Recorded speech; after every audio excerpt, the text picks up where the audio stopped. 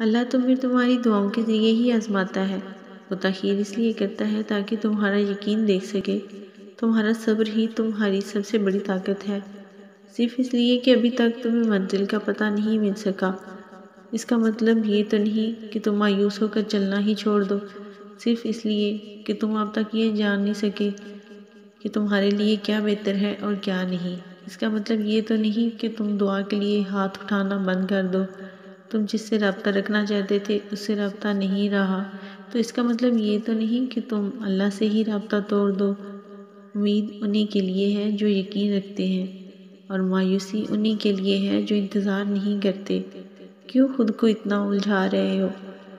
ساری طاقتیں تو تمہارے اپنے ہاتھ میں ہیں۔ دعا کے لیے اٹھاؤ انہیں اور پھر دیکھو کیا نہیں ہوتا۔ تمہارا صبر تمہیں ان مقامات تک پہنچا سکتا ہے جس کا تم گمان بھی نہیں کر سکتے، اور اس کے لیے تمہارا یہ جاننا ضروری نہیں کہ آگے کیا ہوگا یا کیسا ہوگا۔ یہ کام تم اللہ پر چھوڑ دو۔ تمہارا کام بس یقین رکھنا ہے، ممکن سے لے کر ناممکن تک، حاصل سے لے کر لا حاصل تک۔ روشنی اور معجزے تم میں چھپے ہوتے ہیں اور انہیں تم نے خود ہی ڈھونڈنا ہوتا ہے۔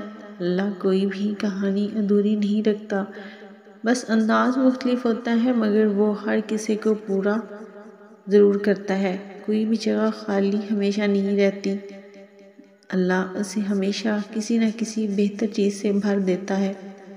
ضعف کوئی بھی ہو، عمر بھر نہیں ستاتا، اللہ کوئی نہ کوئی مرہم کا ذریعہ بھیج ہی دیتا ہے۔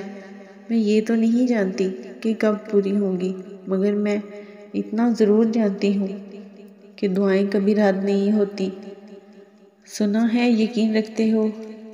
کیسا یقین کہ جو چاہیے تھا وہ اسی وقت نہ ملا تو مانگنا ہی چھوڑ دیا، یا پھر ایسا یقین کہ دعاؤں سے کچھ حاصل نہیں ہونا۔ یقین یہ تھوڑی ہے کہ جب مانگا ہے تب ہی ملے۔ یقین تو یہ ہے کہ دعاؤں کا سلسلہ یہ سوچ کر جاری رکھا جائے کہ جب اللہ چاہے گا تب ملے گا، پھر دیکھنا سب ملے گا اور ضرور ملے گا۔